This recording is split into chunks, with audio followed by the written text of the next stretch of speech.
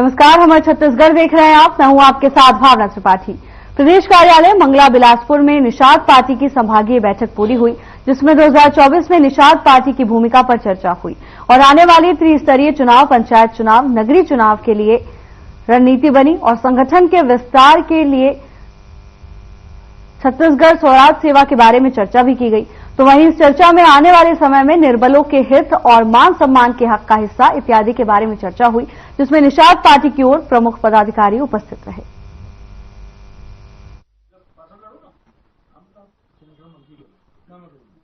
जो आज बैठक हो रही है उसके विषय में आज निर्भय इंडियन शोषित हमारा आम दल निषाद पार्टी का जो है पूरे एक साल का जो वर्ष 2024 का समापन हो रहा है, उस वर्ष के लिए समीक्षा बैठक रखी गई है। इसमें हमारे प्रदेश के जो मुख्य पदाधिकारी हैं आज इस बैठक में आए हुए हैं। इस बैठक का मुख्य उद्देश्य हमारे 2024 में पार्टी की जो रणनीति रही उस पर हम कितने सफल रहे उस पर चर्चा की गई और जो भी हमारे पदाधिकारी हैं उन पे इन बातों पे सलाह लिया गया। और आगामी 2025 जो नया वर्ष चालू होने जा रहा है, इसमें इस प्रदेश में जो त्रिस्तरीय चुनाव और निगम के जो चुनाव होने वाले हैं, इन सब चुनावों में के लिए एक रणनीति बनाई गई और हमारे तरफ से कौन कौन से प्रत्याशी किस किस जगह से लड़ेंगे, इन सब चीजों की बात रखी गई और ये निर्णय लिया गया कि अगर इन सब चीजों का नाम हम भारतीय जनता पार्टी के पास प्रस्ताव के रूप में रखेंगे, क्योंकि निर्बल इंडियन शोषित हमारा आम दल निषाद पार्टी देश में भारतीय जनता पार्टी के साथ एनडीए घटक के रूप में काम करती है और उत्तर प्रदेश की जो योगी जी की सरकार है उसमें हमारे राष्ट्रीय अध्यक्ष आदरणीय डॉक्टर संजय निषाद जी वरिष्ठ कैबिनेट मंत्री के रूप में कार्यरत हैं। इस विश्वास को रखते हुए हम यहाँ के प्रदेश के संगठन मंत्री आदरणीय पवन शाह जी के साथ बैठेंगे और हम ये मांग करेंगे कि छत्तीसगढ़ में जो है निषाद पार्टी के जो कार्यकर्ता हैं, पदाधिकारी हैं, जो चुनाव लड़ना चाहते हैं, उन पे वो सहयोग करें। आज इस बैठक में यह भी तय किया गया, अगर किसी कारणवश भारतीय जनता पार्टी सहयोग नहीं करती है तो हम स्वतंत्र रूप से पूरे प्रदेश में जो है पंच, सरपंच, जिला पंचायत सदस्य, जनपद और साथ में जो भी नगर निगम के नगरीय निकाय चुनाव है उसमें हम चुनाव लड़ेंगे। अब तक किसी पार्टी पदाधिकारी से बात हुई इस विषय को लेकर? निश्चित ही हम इसके लिए जो है पिछले महीने नवंबर में भारतीय जनता पार्टी के संगठन मंत्री आदरणीय पवन शाह जी के साथ गए और मिलकर अपनी पूरी बातों को रखे हैं और उन्होंने पूरा आश्वासन दिया है कि आप एक 5 लोग की कमेटी बनाइए और कमेटी बनाकर हमारे पास आइए और निश्चित ही प्रदेश में मछुआरा समाज के लिए और निषाद पार्टी के कार्यकर्ताओं को जो है निगम मंडल के जो चुनाव है और साथ में जो है आने वाले जो त्रिस्तरीय चुनाव में उनको स्थान दिया जाएगा। संजय सिंह राजपूत, राष्ट्रीय सचिव, प्रदेश प्रभारी, छत्तीसगढ़ निषाद पार्टी। उप मुख्यमंत्री अरुण साव ने कैबिनेट की बैठक में लिए गए निर्णयों को लेकर जानकारी दी। उप मुख्यमंत्री अरुण साव ने मंत्रालय में राज्य कैबिनेट की बैठक के बाद पत्रकार वार्ता को संबोधित भी किया। साथ ही उन्होंने पत्रकार वार्ता में कैबिनेट की बैठक में लिए गए निर्णयों को लेकर जानकारी दी। आज मुख्यमंत्री माननीय विष्णुदेव साय जी की अध्यक्षता में कैबिनेट की बैठक संपन्न हुई है और संभवतः सन 2024 की कैबिनेट की आज की बैठक अंतिम बैठक है और इस बैठक में मंत्रिपरिषद द्वारा चतुर्थ राज्य वित्त आयोग की अनुशंसाओं पर राज्य शासन की एक्शन टेकन रिपोर्ट को विधानसभा के पटल पर रखने का निर्णय लिया गया। आप सबको जैसे विदित है कि माननीय मुख्यमंत्री विष्णुदेव साय जी ने द साबरमती रिपोर्ट को टैक्स फ्री घोषित करने का निर्णय किया था, जिसके परिपालन में फिल्म द साबरमती रिपोर्ट के प्रदर्शन पर प्रवेश हेतु देय राज्य माल और सेवा कर स्टेट जीएसटी के समतुल्य धनराशि की प्रतिपूर्ति किए जाने का अनुमोदन आज की बैठक में मंत्रिपरिषद ने किया है। खरीफ विपणन वर्ष 2022-23, 2023-24 और 2024-25 के विकेंद्रीकृत उपार्जन योजना में धान एवं चावल परिवहन के दर के लिए राज्य स्तरीय कमेटी एसएलसी की अनुशंसा दर स्वीकृत किए जाने का अनुमोदन किया गया। भारत सरकार परिवहन के लिए एक निश्चित राशि देती है और वास्तविक जो व्यय है उसका आकलन राज्य स्तरीय कमेटी करती है एसएलसी। तो जो डिफरेंस की राशि है वो राज्य सरकार परिवहनकर्ताओं को भुगतान करती है। तो वो 2022-23, 23-24, 24-25 के लिए जो अनुशंसा की है राज्य स्तरीय समिति ने, उस दर से भुगतान करने का अनुमोदन मंत्रिपरिषद ने किया है। एक और महत्वपूर्ण निर्णय मंत्रिपरिषद ने लिया है। खरीफ विपणन वर्ष 2022-23 में राइस मिलरों को लंबित प्रोत्साहन राशि की द्वितीय किस्त प्रदान करने का निर्णय लिया गया। ये आज के मंत्रिपरिषद के निर्णय है जो आपके सामने प्रस्तुत है।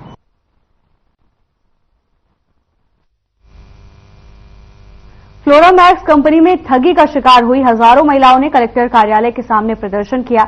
महिलाओं ने कहा कि बैंक कर्मचारियों के द्वारा लगातार उन्हें प्रताड़ित किया जा रहा है। महिलाओं ने लोन माफ नहीं करने पर आत्मदाह की भी चेतावनी दी। कोरबा जिले में अब तक के सबसे बहुचर्चित ठगी, जो कि प्रदेश स्तर का मुद्दा भी बन चुका है। फ्लोरामैक्स कंपनी, जहां 40,000 महिलाओं ने लोन लेकर अपना पैसा लगाया। फ्लोरा कंपनी ने महिलाओं को रोजगार देने का झांसा दिया और कंपनी रफूचक्कर हो गई। उसके बाद कंपनी की शिकायत की गई, जहां ठगी करने वाले कंपनी के संचालकों को गिरफ्तार भी किया गया, लेकिन महिलाएं कर्ज में डूब गईं। महिलाओं ने कलेक्टर के नाम तहसीलदार को ज्ञापन सौंपा और तहसीलदार ने महिलाओं को आश्वासन दिया कि उनकी मांगे प्रशासन तक पहुंचाई जाएगी। लेटर दे रही थे जेकले हमन उमन के सपोर्ट करे बनाए हैं। हमें जो ये दीदी मन की समस्या है, बहुत बड़ी समस्या है। आज बैंक है मन ला मरे के लिए प्रताड़ित करत है। एक तरफ से कहा जाए तो कोई ला मौत देना या फिर मौत के लिए प्रताड़ित करना, मरे के लिए, वो भी एक कानूनी जुर्म है। तो मैं चाहूँ कि ये जो इमन के कर्जा है तो सरकार ला माफ करना पड़े। काबा की ऐसे ही से जो फंड, चिट फंड जो कंपनी आते इमन ला सरकार ही लाइसेंस देती। इमन सरकारी है, सरकार से हमन ला आदेश है, हमन सरकार के पैन कार्ड है, सरकार से हमन ला प्रूफ मिले है। ऐसे करके हमन ला दिखा के हमारे गाँव के जो भोले भाले कम पढ़े लिखे महिला है जमन ला बड़े बड़े ख्वाब दिखा के हमन ला बेवकूफ बनाते। आज अगर वो संस्था ला अपन वो चलाना रही थे कंपनी ला, तो एमन डायरेक्ट बैंक से लोन लेती। एमन सिर्फ महिला मन ला एक मोहरा बनाए हैं और एमन के खुद के हाथ है, ताकि अगर कंपनी है डूब जाए तो एमन महिला मन ला परेशान करके महिला मन से वसूले, ताकि वो कंपनी ला कोई परेशानी ना हो। तो ऐसे ही से कंपनी ला मैं चाहूँ, मोर तरफ से रिक्वेस्ट है, गुणवाना गठन पार्टी तरफ से रिक्वेस्ट है कि ऐसे ही से ये ला सरकार बंद करे, नहीं तो फिर महिला मन ला डायरेक्ट जहर दे के मार दे। अगर ये इतना परेशानी होती तो जनता ही एक सरकार चुन के देती। जनता से बड़े कोई चीज नहीं है, जनता ही सरकार चुनते, सरकार है जनता ला नहीं चुने।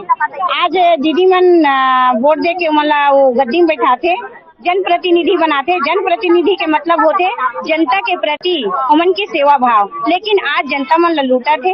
ऊपर से इतना महंगाई है, बेरोजगारी है, तो आज कहीं न कहीं दीदी मन भी लगते कि हम निमा 2 पैसा कमाबो तो हमारे बाल बच्चा के भविष्य अच्छा होई। ऐसे करके मतलब ऊंचा ऊंचा सपना दिखा के आज मतलब ठगे जाते।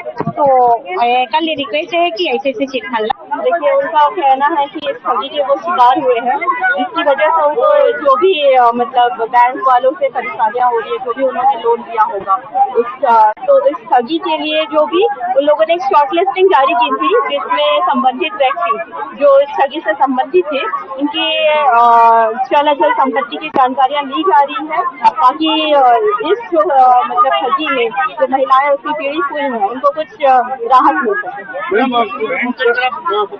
कंपनियां पनप गई हैं और कुछ बैंकों को चार्ज कर भी उनको लोन दिया गया है। ऐसे में क्या माइक्रोफाइनेंस कंपनी में भी आगे को हिदायत दी गई? ये ज्ञापन आगे मतलब जैसा फॉरवर्ड होता है तो वो कलेक्टर सर के संज्ञान में जैसे आता है तो उन पर निर्भर करता है कि वो किस टाइप के इंस्ट्रक्शन देते हैं। मैम, महिलाओं का ये भी आरोप है कि माइक्रो फाइनेंस कंपनी आगे गाली गलौज करते हैं, अभद्र व्यवहार करते हैं। इसके लिए सीआई स्तर पे मतलब जो भी उनका संबंधित थाना है वहाँ पे वो अपना शिकायत दर्ज कराए ताकि वो पुलिस प्रशासन उस पर कार्रवाई करे। ऐसी निर्देश और फिर भी कोई महिलाएं आत्महत्या कर रही है, क्या प्रशासन अब प्रशासन जैसे ही ये चीजें संज्ञान में आई हैं सतर्कता बरतना शुरू कर दी, उस पर कार्रवाइयाँ हो रही हैं और आगे जो भी मतलब कार्रवाई का परिणाम आएगा वो आप लोगों के कंपनी के पैर पसारी जिला प्रशासन को इसकी भनक कैसे नहीं हो पाई? देखिए ये चीज हाईलाइट तब हुई जब लोगों को ये और जब तक ये वो यहाँ पे संस्था थी तब तक ये समस्या हाईलाइट हुई। जब महिलाओं खुद पता चला उनको तब उन्होंने प्रशासन के सामने ये बात रखी है। इससे पहले तो उनको भी जानकारी नहीं थी कि ऐसा कुछ हो रहा है। मैडम, क्या प्रशासन को जानकारी नहीं थी जब बहुत सारे माइक्रो फाइनेंस कंपनियां यहाँ पे व्यापार कर रही है? ये अभी लास्ट 6 मंथ के बाद ही ये फ्लोरामैक्स वाली जो चीज है ये सभी चीजें हाईलाइट हुई है जिससे आप लोगों के संज्ञान में आई है। प्रशासन की जानकारी नहीं है, क्या प्रशासन का फेलियर माने क्या अपन? प्रशासन का फेलियर नहीं किया जाता क्योंकि जैसे ही संज्ञान में आया है वैसे ही कार्रवाई करनी प्रारंभ कर दी है। आज भी कार्रवाई हो रही है। भाई नाव में काम विजयनगर के हूँ। बस ये बोलना है भाई, जब सरकार है लॉकडाउन 1 दिन में कर दिए थे, नोटबंदी 1 दिन में कर दिए थे, पैसा बदल रहे थे तो हमरो हम जो लोन के पीड़ित हैं वो 1 दिन में हम लोग बंद करना चाहिए। लोन 1 दिन में अपनी करा तो हम बस वही लोग गुजारिश करत हन भाई हमारा लोन है जल्दी माफ हो। अभी आप हमारे यहाँ बैठे का मांग हमारा लोन बस माफ हो भैया। हम सड़क में आगे हम देखा बैठा सर मना आज ना हम लोग कैसे फिर करके दिया। हम कलेक्टर नहीं जाना, SDM नहीं जाना, हम कुछ सरकार नहीं जाना। तुम्हारा लोन नहीं है, तुमन के ID लेके तुमन लोन चलावा तो हम का करी सर? लोन नहीं पटा सके तो मर जाए, हाँ मर जावा। इससे भी ना तुमन के जीवन बीमा है ना, तुमन मर जावा, तुमन के लोन ना खुद ही कहा हम मर जाए। हमरा दो ठन लड़का है कौन बतावा ना।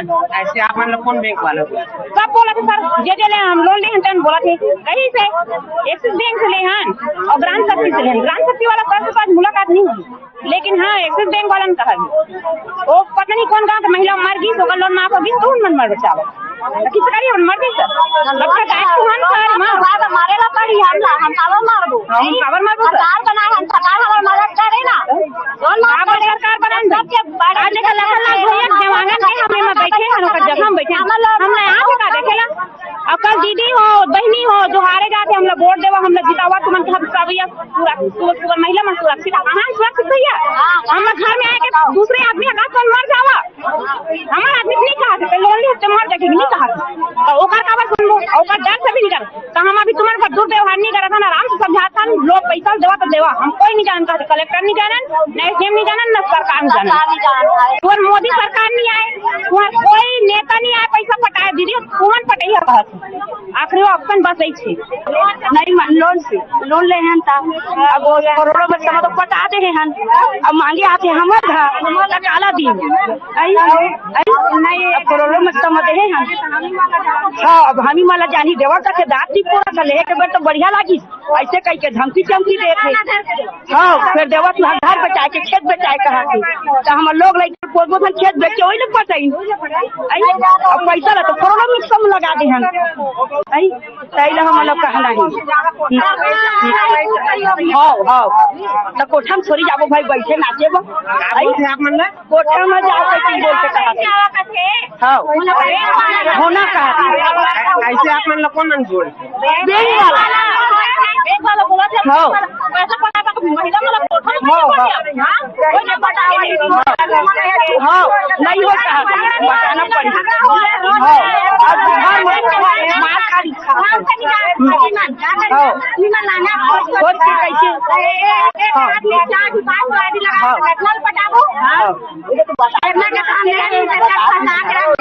नहीं माने।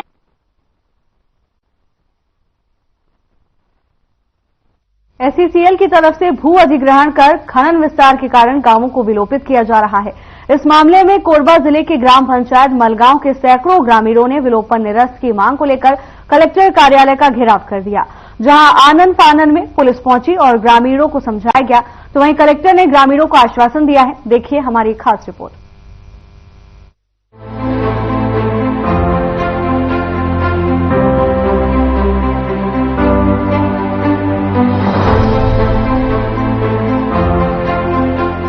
सैकड़ों ग्रामीण अचानक कलेक्टर कार्यालय पहुंचे, जहां पुलिस और ग्रामीणों के बीच तनाव की स्थिति बनी रही।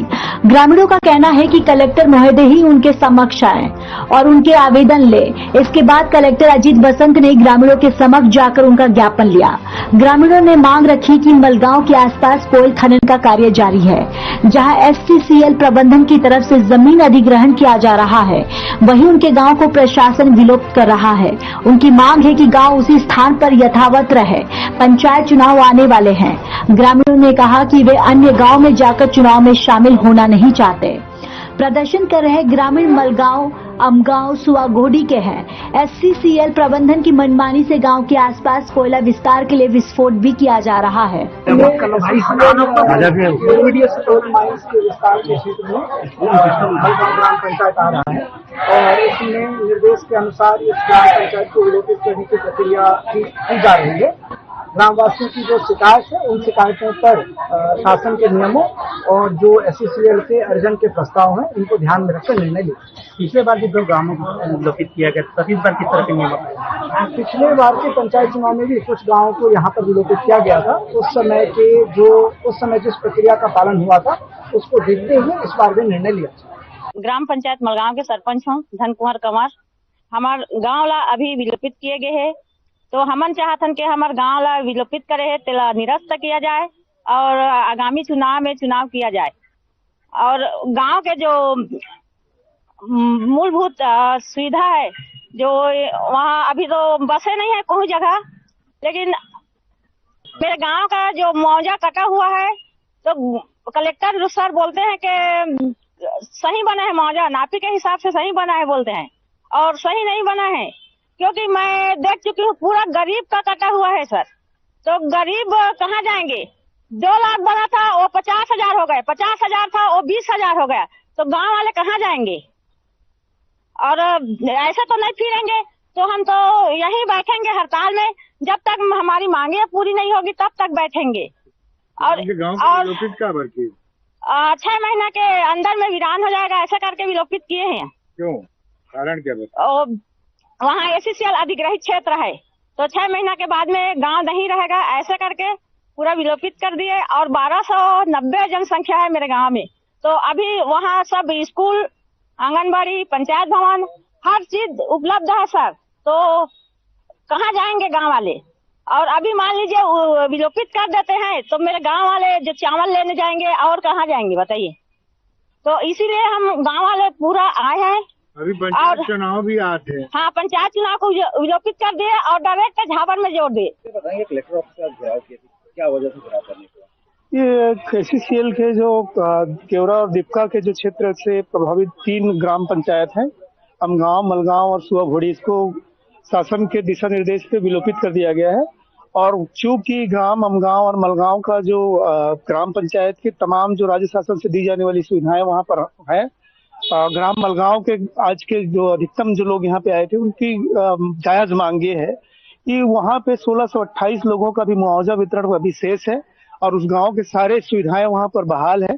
ऐसी हालत में तत्काल अभी जो होने वाले जो पंचायत चुनाव के बीच उनको विलोपित कर दिया जाना, उनके सारे अधिकार का हनन और उनको सारे जो सुविधाएं हैं उनको उनसे वंचित करने की एक साजिश के तहत कार्रवाई हो रही है, जिसके विरोध में आज ग्रामवासी यहाँ पर आए।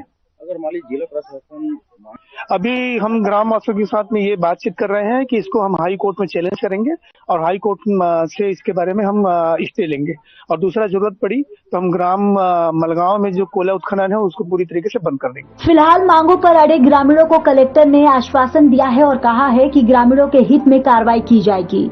जो शासन के नियम और निर्देश होंगे उसे ग्रामीणों को स्वीकार करना पड़ेगा। Bureau report.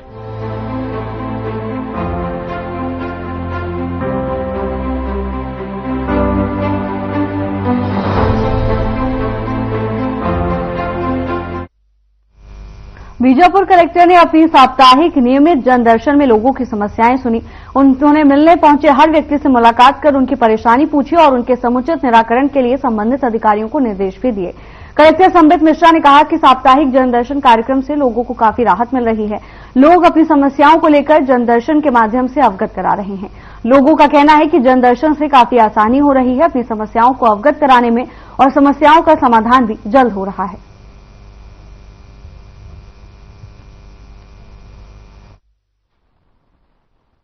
दीदी आपका क्या नाम है? जयमती मान जी। आज कलेक्टर परिसर जन दर्शन कार्यक्रम में आप लोग कलेक्टर सर से मिलने आए, क्या समस्या को लेकर आए?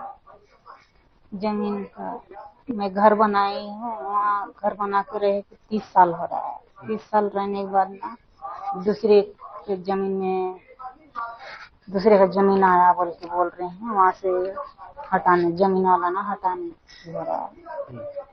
तो मेरे को ना अभी जो जमीन है मेरा 9 नंबर जमीन है, वही जमीन मेरे को मिलना चाहिए, वही चाहिए वही घर बनाएंगे। कलेक्टर सर से मिलने के बाद कलेक्टर सर क्या बोले? कागजात जमा किए हैं तो चेक कराएंगे एसडीएम साहब से बोले हैं। सर आज आप लोग जनदर्शन में पहुंचे हुए हैं और क्या समस्या को लेकर आज जनदर्शन में आए थे?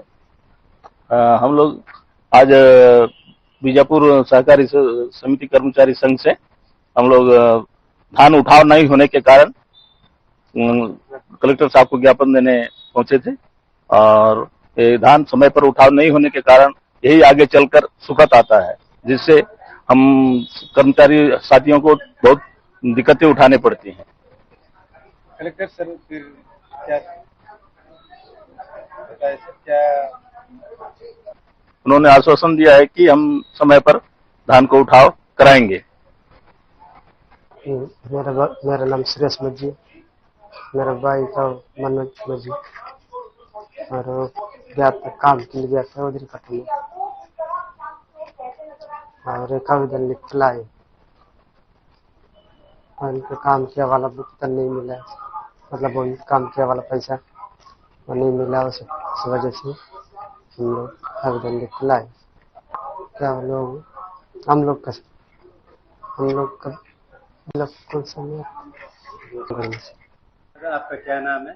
सोनाराम मांझी। आज जनदर्शन कार्यक्रम में कलेक्टर सर से मिलने आए। हाँ, क्या मामले को लेकर आए? वही कागज लाए जमीन का, किसी जा थक गया तो आए मिलेगी। कलेक्टर सर क्या बोले आपको? अब एटीएम साहब से चेक करेंगे उसके बाद।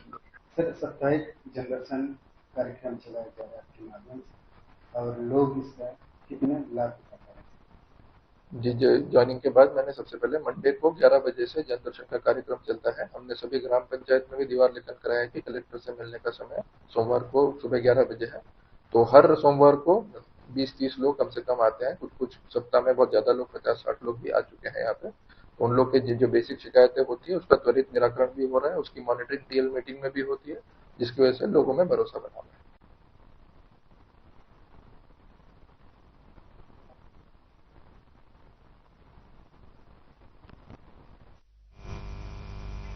फिलहाल के लिए बस इतना ही। जल्द हाजिर होंगे नई अपडेट्स के साथ। नमस्कार।